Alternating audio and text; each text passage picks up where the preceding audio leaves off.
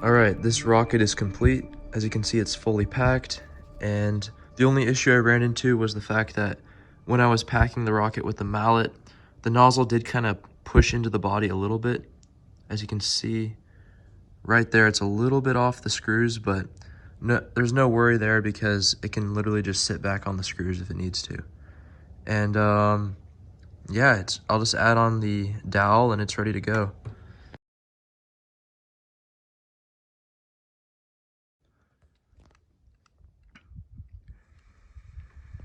All right, let's see. Control. Oh, it's coming back by us. Watch your.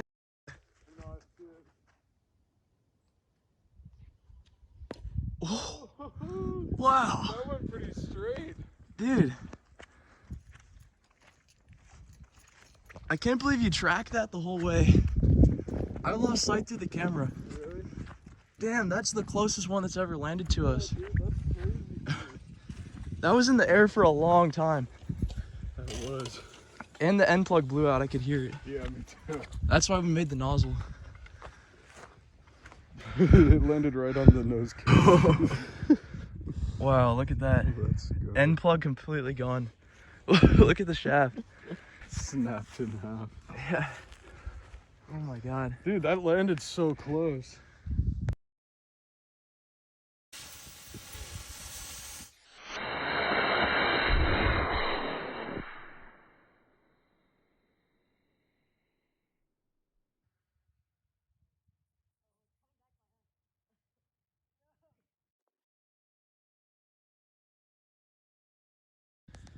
All right, here's the experimental rocket with the nozzle we made in the last video.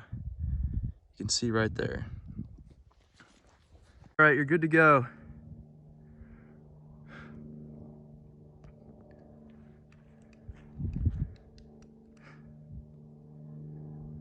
Aluminum nozzle test.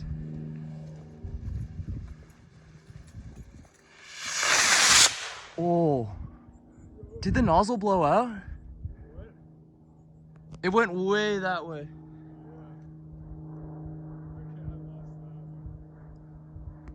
Oh, I heard it land.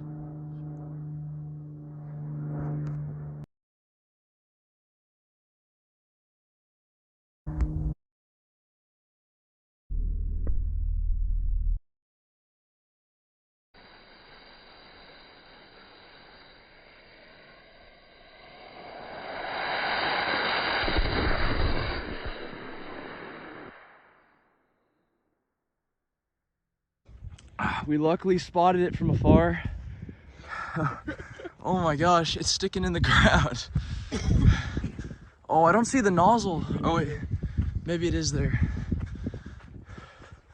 Oh no, it's there. Oh my gosh. Look at that, it's halfway in the ground. I must have went, I feel like it almost didn't go as high as the second, or the first one. I don't think so. I think the first one went way higher. Yeah, it's still hot. That nose cone is nowhere to be found. Let's see. It looks like the throat didn't really expand and the screws didn't break. I'm not even sure what happened there. Maybe just I need to change the angles of the internal diverging and converging sections. There's the hole, and we launched way down. I don't see any nose cone. I Way think the down over nose there. cone blew off when it. Alright, so after launching the rocket, I was pretty curious to figure out how high it went, which I had done in one of my older videos. I used projectile motion equations without any calculus or air drag in play, and I was able to give a very, very rough estimate of how high it went. But in this video, what I'm going to be doing is using Matlab to go through and simulate how high it went with air drag into play. Alright, so the first piece of information that I wanted to find was the drag coefficient for a cone. And I found this study that said 0.32, which you'll see in a second for the cone that they use, but I figured it would be close enough to approximate it for the cone I used, which you can see right there is the cone they used. And what I ended up doing was I increased this significantly to 0.5 because I figured that my cone isn't exactly the same shape. There was a lot of other factors into play, like the angle of attack, which would shift over time during the rocket's flight, and also the imperfections in the actual construction of the nose cone I made because it was literally just out of paper and duct tape. But yeah, so I ended up settling with 0.5, which is about the same as a baseball. Alright, so here's the Matlab projectile motion simulator that I made a little while back for a class. And the way this one works is that it simulates like a projectile shot up with an instant velocity. For example, this was for a bullet or something, or like a baseball. And it finds out how high it went and gives some other information. However, this rocket has thrust, so that would need to be factored in, but I figured this will be good enough to get a very, very rough approximation, which is kind of what I'm going for in this video. Now, the first thing you'll see is that I have a rho value here, which I went with 1.23 since I'm basically at sea level, and that's in kilograms per meters cubed. And now I already talked about the drag coefficient a lot, but you can see there it is as 0.5. And then the area I listed right there, which I found by doing the cross-sectional area of the 3/4 inch PVC pipe, using the outside diameter of the pipe to find the area. And then the mass, what I ended up doing was 0.132 kilos because the mass was 45 grams for the fuel, 40 grams for the pipe itself. And then these were estimates, but I guessed around 7 grams for the tape I used and about 20 grams for the 4 or 5 foot wooden shaft and about another 20 grams for the rocket nozzle itself that I made. And then there's also the screws in there.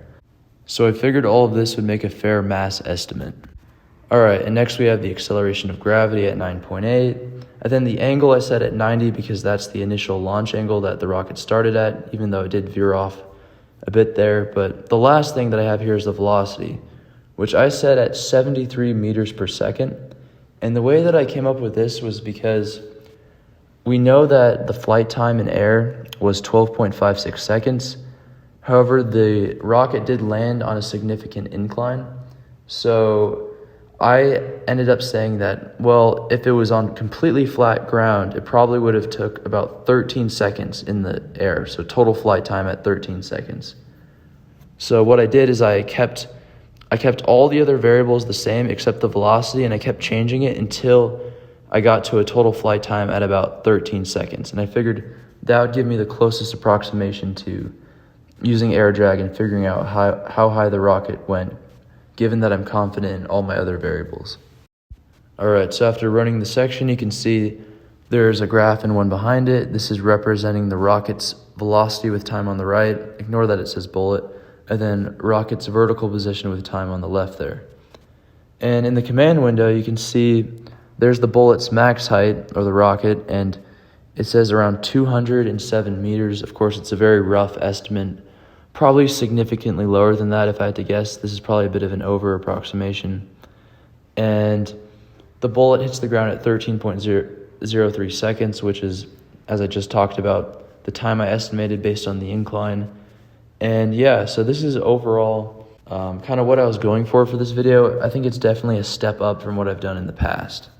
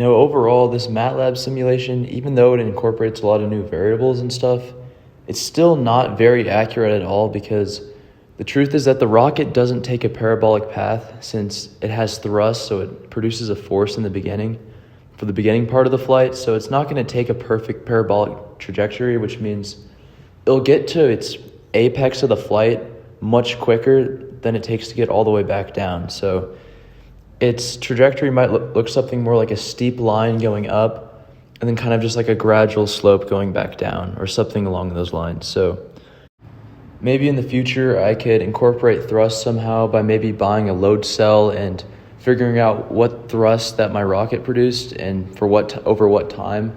That way I can really simulate the rocket and get it much more accurate.